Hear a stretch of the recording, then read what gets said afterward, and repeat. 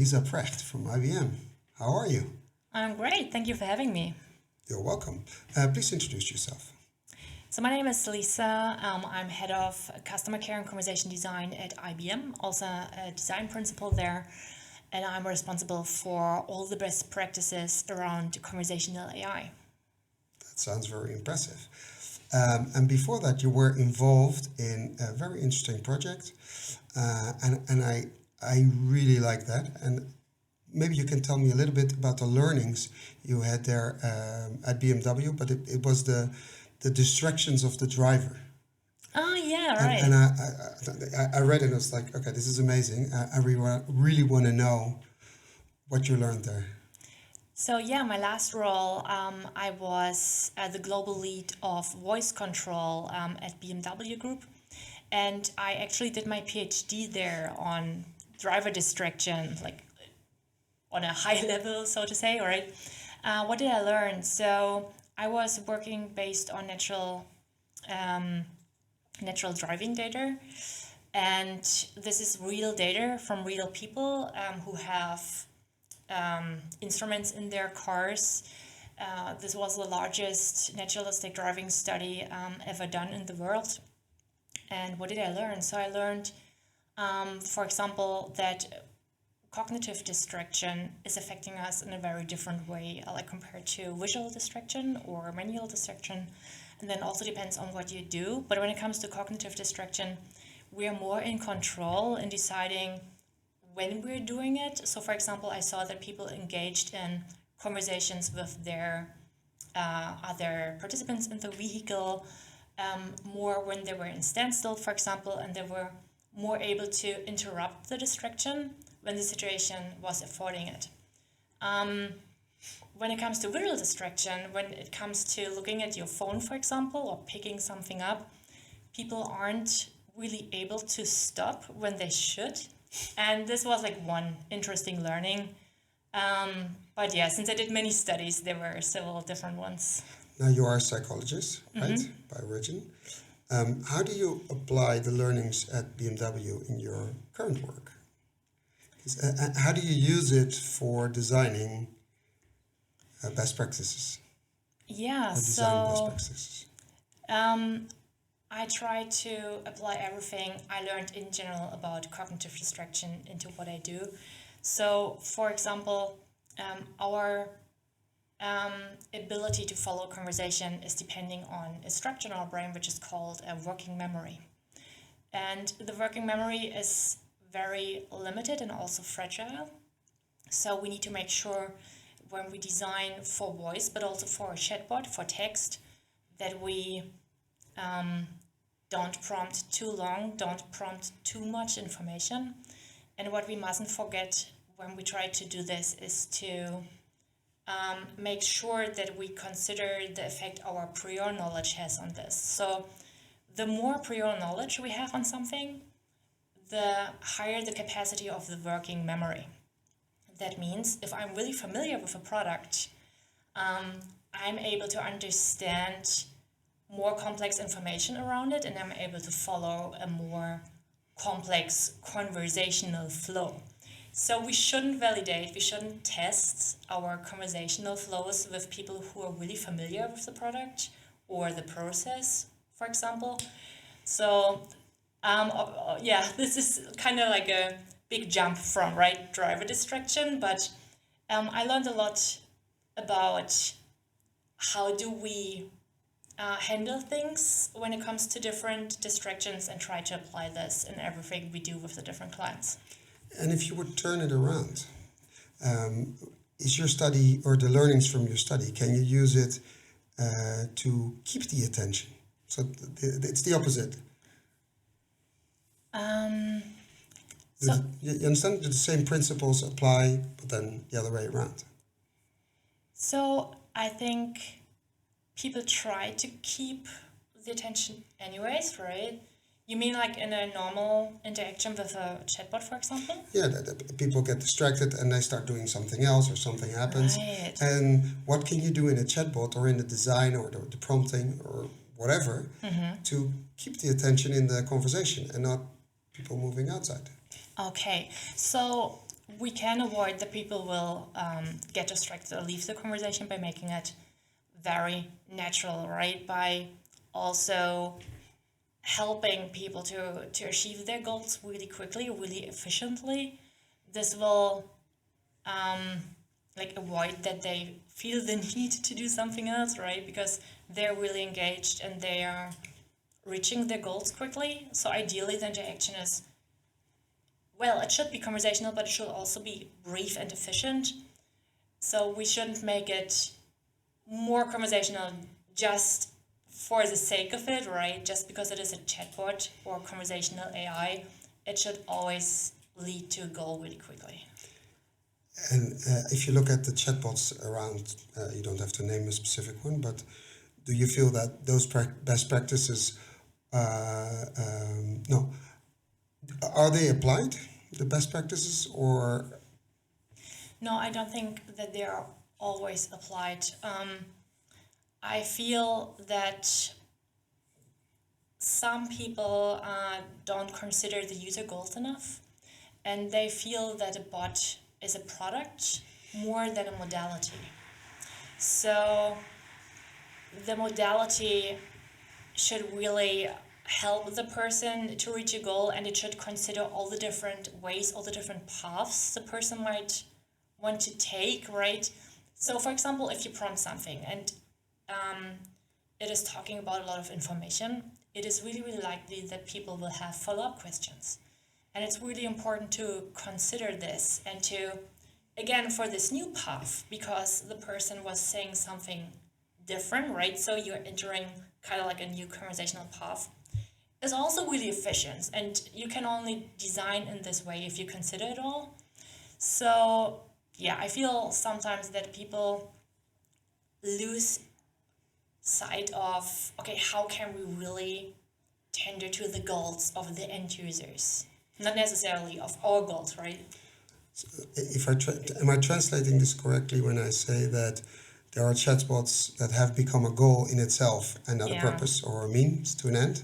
Sometimes, yes. Sometimes people really want to make it conversational without really helping the end user solving like a real need they have, and without considering, okay, conversational AI has pros, but it also has cons, right?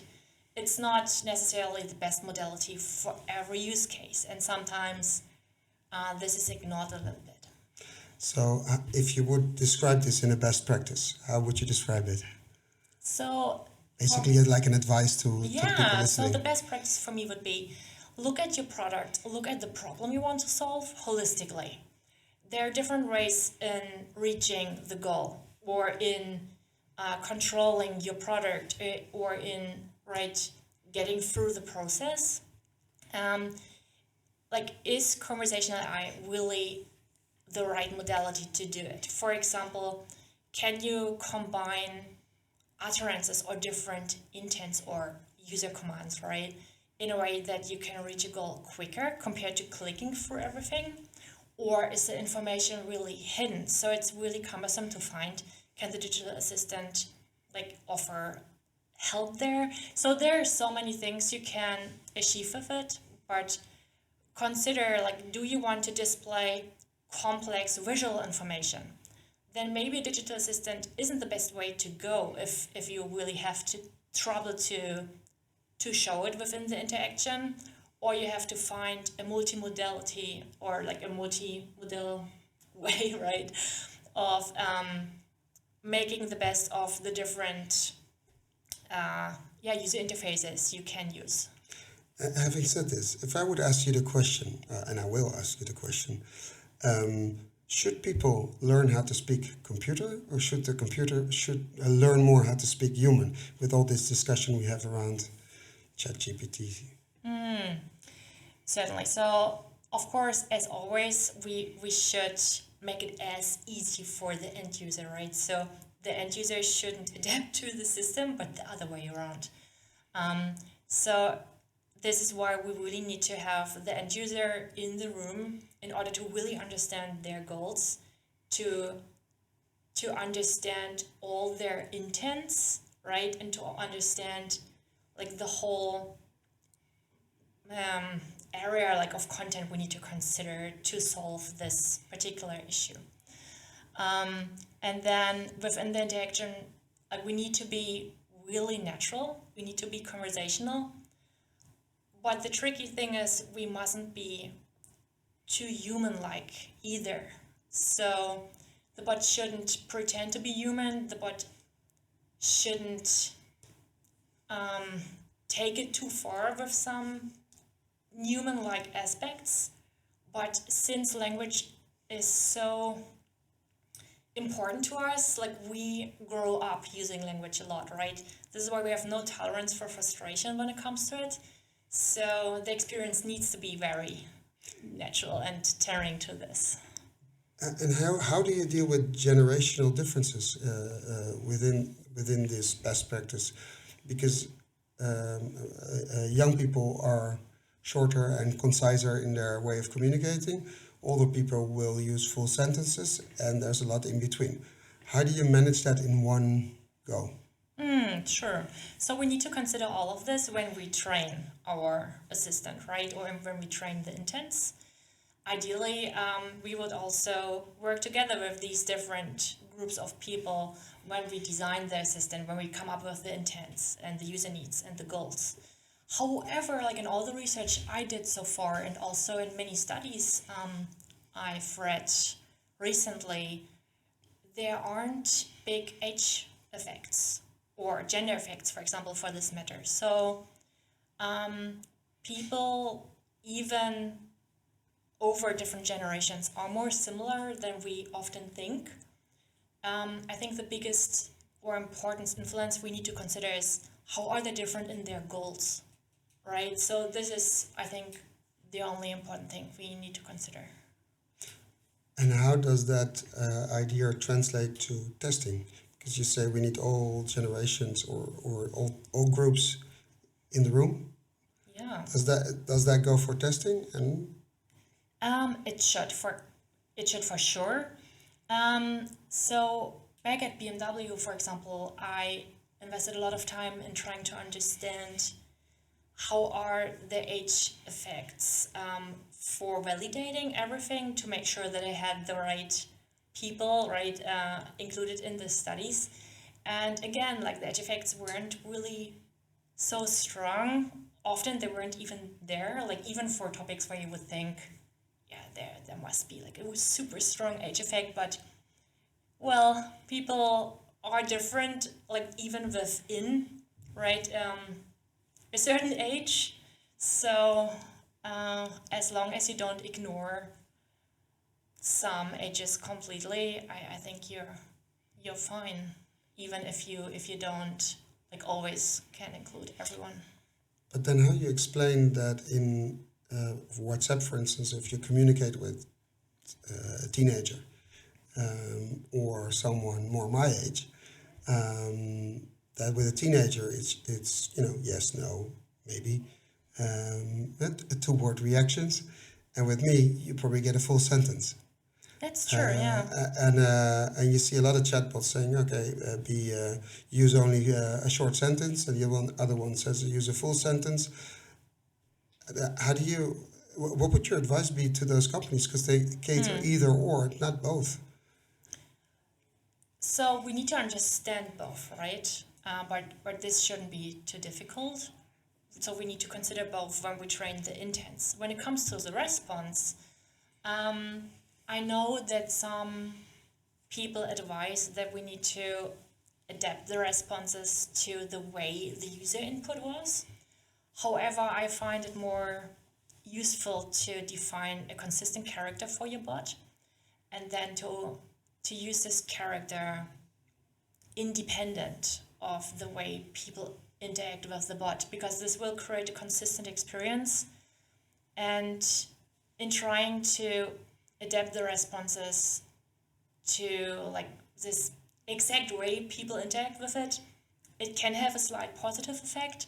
But if you do it wrong just a little bit, it is going to have a more negative effect compared to having like a more neutral and somehow but consistent character for your assistant.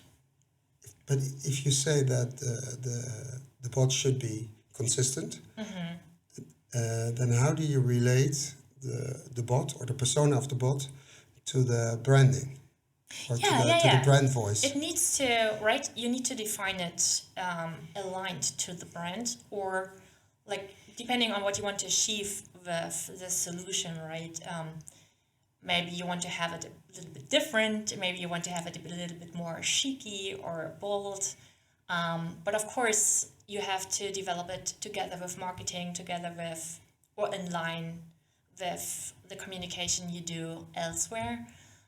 Yeah, for sure. I didn't mean consistent in a different way to the brand.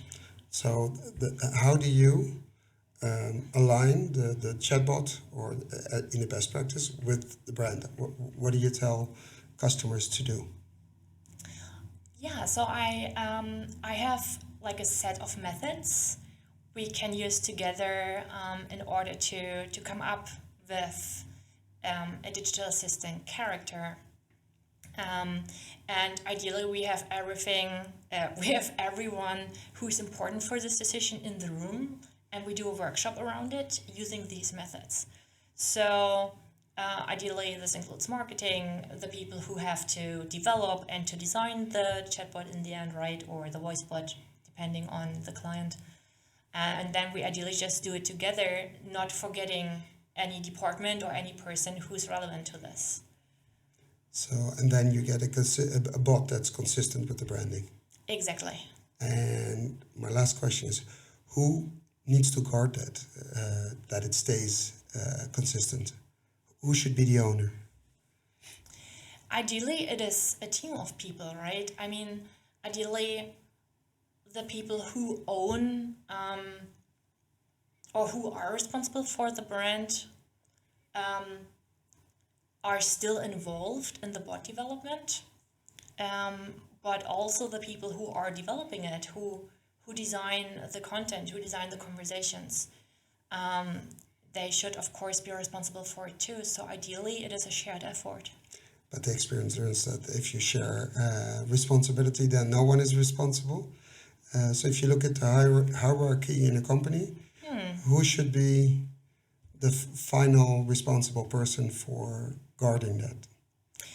I would say the people who own the bot, who own the design, but of course, in a really close collaboration with like all the other colleagues who are responsible for this. So ideally, you come up with like a definition or like a catalog of examples for different use cases, for different scenarios, and everyone is like happy with these examples, and you have to design like accordingly in the future.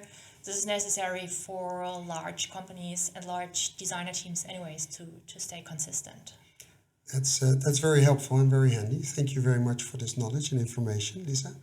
And we'll be following you. And hopefully see you again sometime. Thank you.